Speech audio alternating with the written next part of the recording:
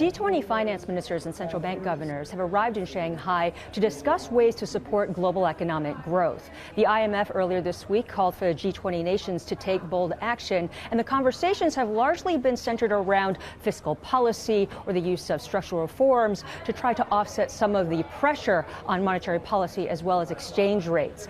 Now, China has come up as largely a risk. The slowdown, of course, has roiled the markets over the past several months. And I spoke to the PBOC, or the Chinese Central Bank's chief economist, who said that the investors' concerns have largely been overblown. Investors are overly nervous about various aspects of the Chinese economy. But if you look at the more fundamental aspect of real economy, for example, the consumption, it's actually quite robust. What I saw from recent statistics is that during the Chinese New Year, retail sales were growing 11%, which is a quite impressive number. Market volatility front and center, as we saw in the Shanghai markets on Thursday, down by 6%.